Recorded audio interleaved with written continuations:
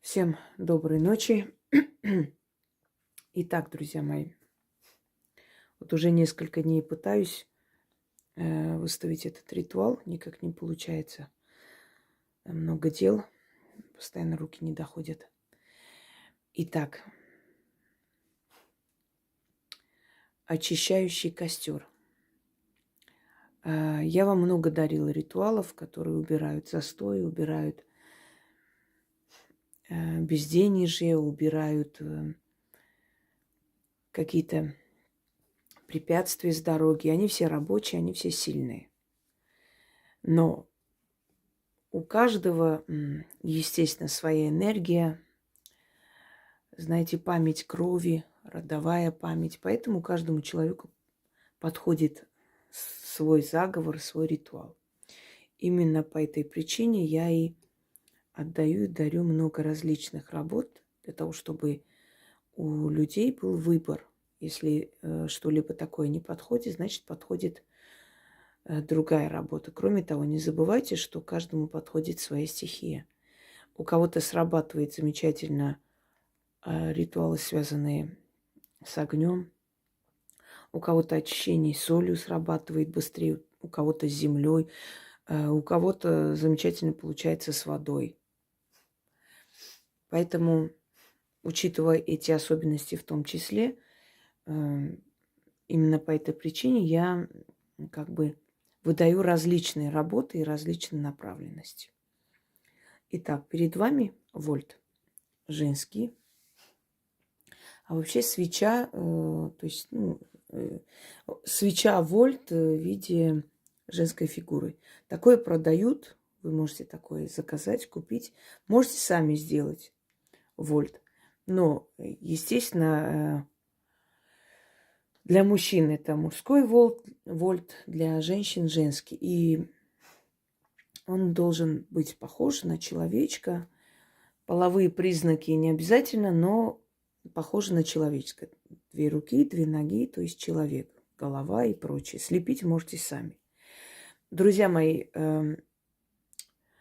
в работах, в ритуалах для практиков там есть такая особенность именование вольта или по-другому называется крещение. Оно к христианству никакого отношения не имеет, но как бы инициализация этого вольта. Но там совершенно другие работы. Там берется мумиё человека, иногда фотография сжигается, перемешивается и подготавливается или изготавливается вольт. Иногда эту фотографию оборачивают вокруг свечи и сжигают по-разному. Вам это не обязательно, но есть несколько обязательных условий. Первое. Вольт может быть любого цвета, здесь разницы никакой.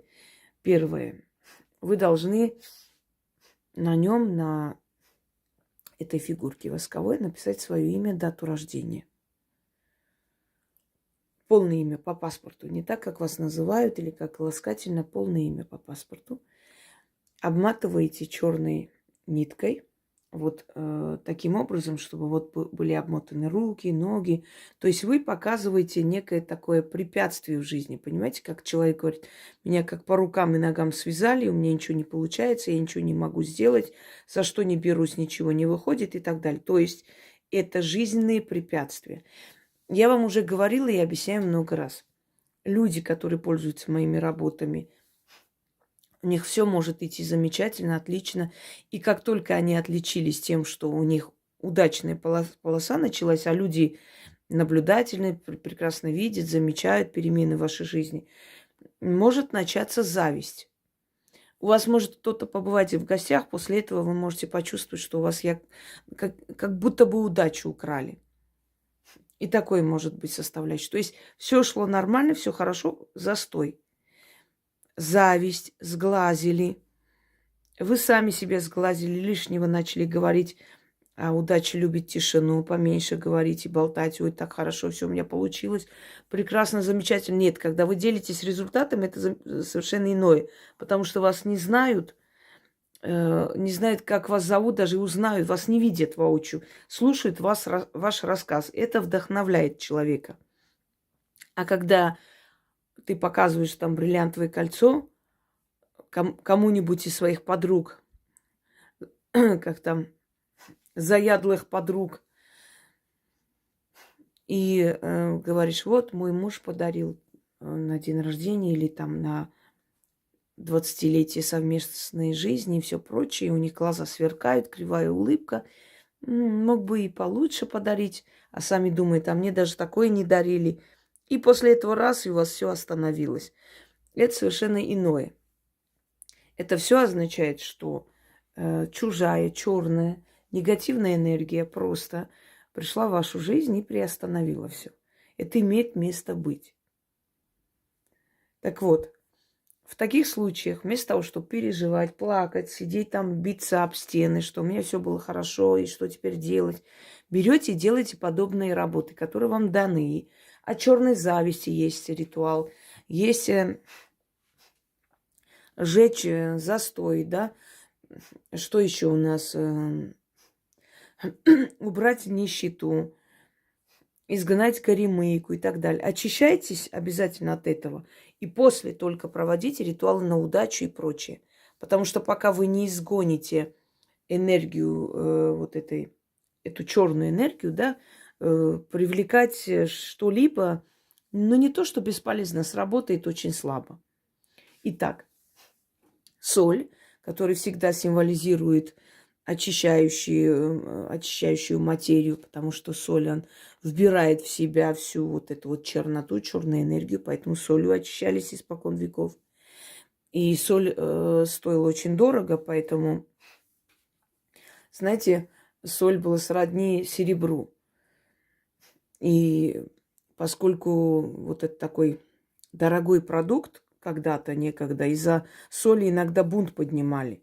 Вот такой вот дорогой продукт, он редко находился, то есть тяжело добывался и был очень дорогой. И считалось, что если жертвуешь духом такую дорогую, ну не вещь, а дорогой материал, дорогой продукт, ингредиент, значит, эта жертва будет принята.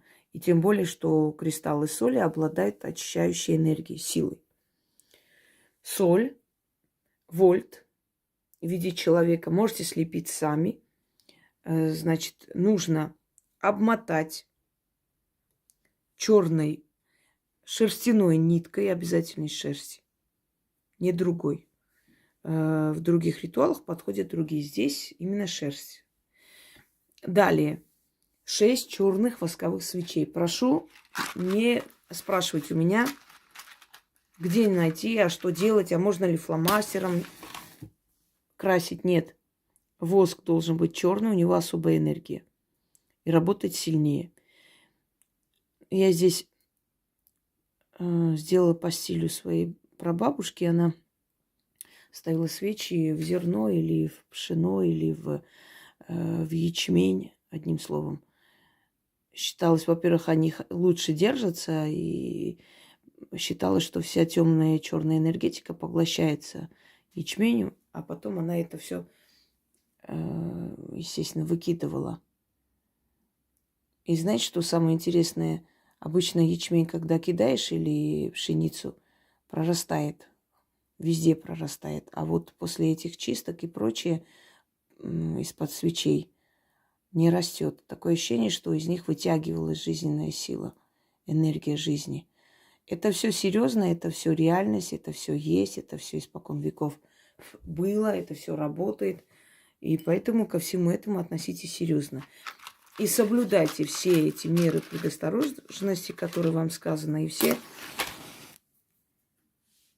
вот эти особенности ритуалов и, скажем так, все условия, если вы хотите, чтобы у вас получилось. Это так, просто для освещения, чтобы лучше было видно все действия, которые я делаю. Итак, вот таким образом, значит, зажигаем 6 свечей, потом зажигаем сам вольт. И он должен полностью растаять, вместе с этими всем должен сгореть. И, значит, все это уйдет, естественно, в соль. И после того, как мы 6 раз прочитали, мы ждем, пока этот вольт догорит. Потом это все вместе с 6 огарками свечей Все это кидаем. Ну, свечи можно потушить, когда вот прям догорит до этого предела. Естественно, можно потушить. Главное, чтобы основная часть сгорела. Это пшено вы поставите или 6 подсвечников, не имеет значения.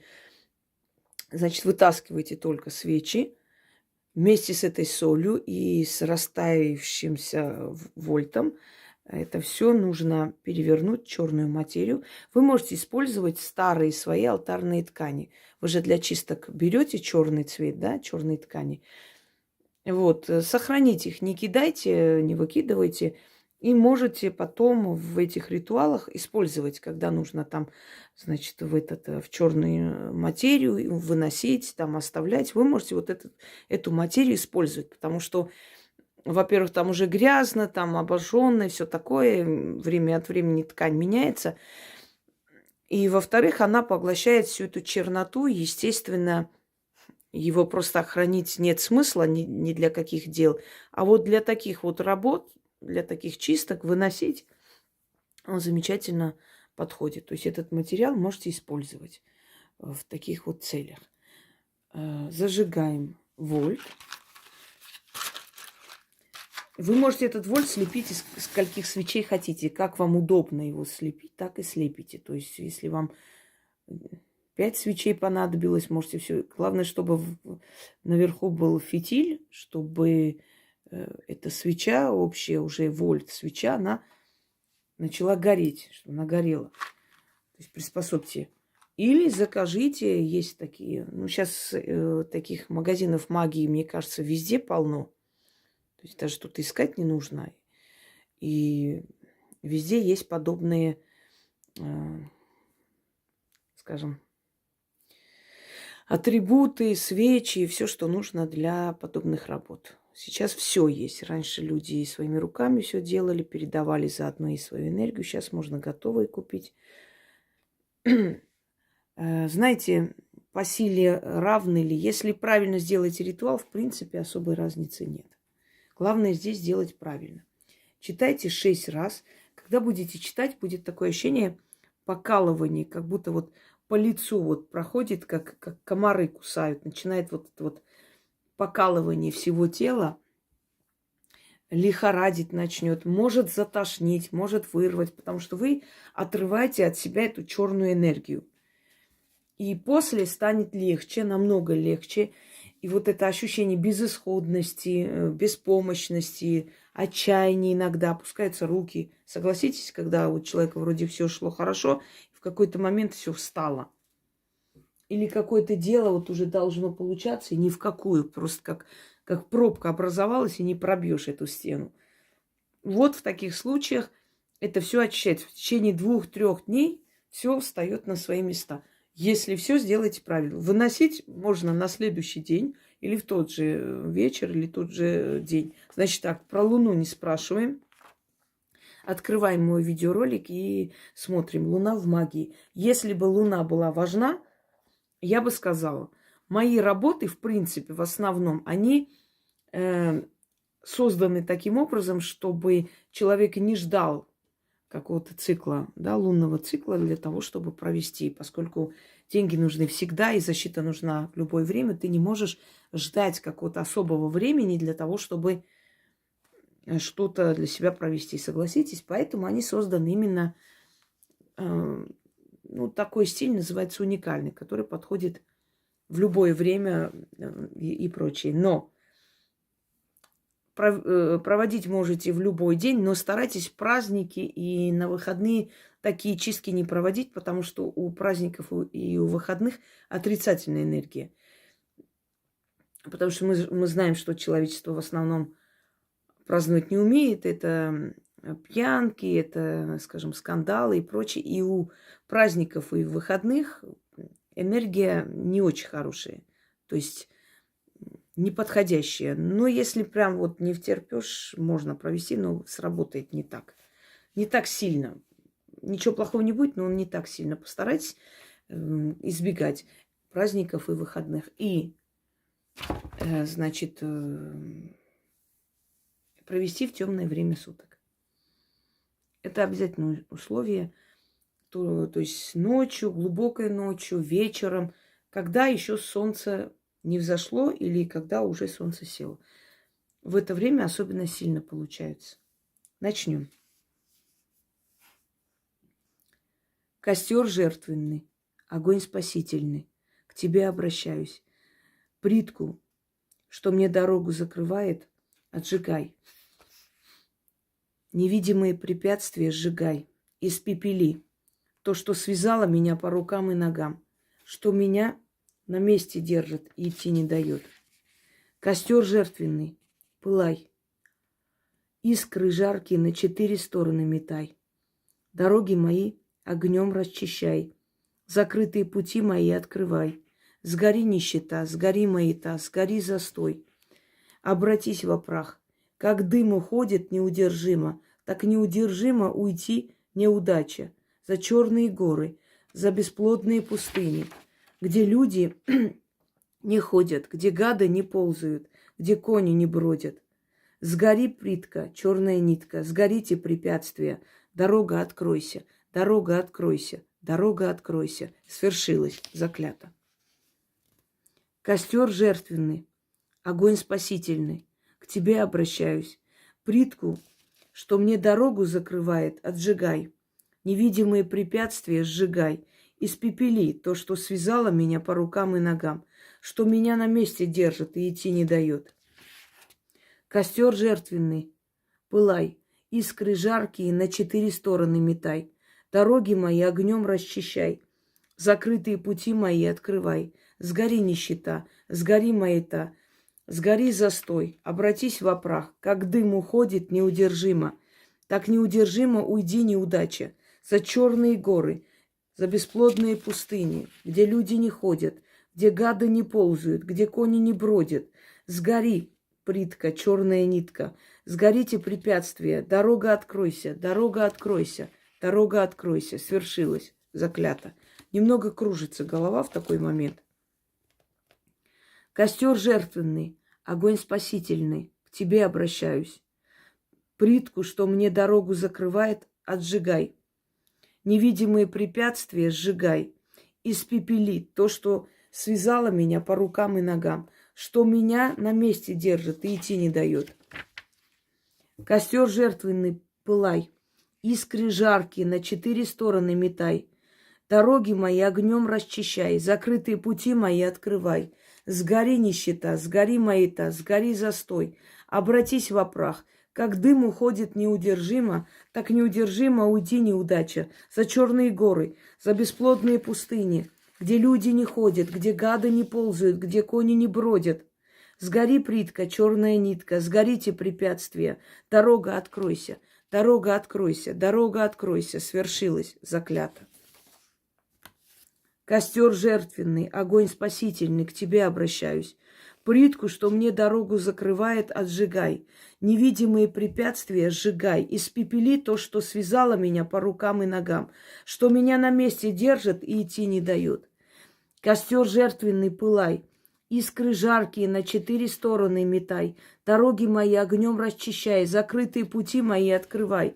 Сгори нищета, сгори маята, сгори застой, обратись во прах. Как дым уходит неудержимо, так неудержимо уйди неудача. За черные горы, за бесплодные пустыни, где люди не ходят, где гады не ползают, где кони не бродят. Сгори, плитка, черная нитка, сгорите препятствия, дорога откройся, дорога откройся, дорога откройся. Свершилось, заклято. Костер жертвенный, огонь спасительный. К тебе обращаюсь, плитку, что мне дорогу закрывает, отжигай. Невидимые препятствия сжигай. Испепели то, что связало меня по рукам и ногам, что меня на месте держит и идти не дает. Костер жертвенный, пылай, искры жаркие на 4 стороны метай. Дороги мои огнем расчищай, закрытые пути мои открывай. Сгори нищета, сгори маята, сгори застой, обратись во прах. Как дым уходит неудержимо, так неудержимо уйди неудача. За черные горы, за бесплодные пустыни, где люди не ходят, где гады не ползают, где кони не бродят. Сгори, плитка, черная нитка, Сгорите препятствия, дорога откройся, дорога откройся, дорога откройся, свершилась, заклято. По-моему, 6 раз прочитал. Но учтите, если вы возьмете вот такую свечу, эта свеча будет гореть долго. Поэтому это тоже учитывайте. На всякий случай. Всем удачи, всех благ. И пользуйтесь, меняйте свою жизнь. Все в ваших руках. Просите, и силы вам помогут. Всем всего хорошего.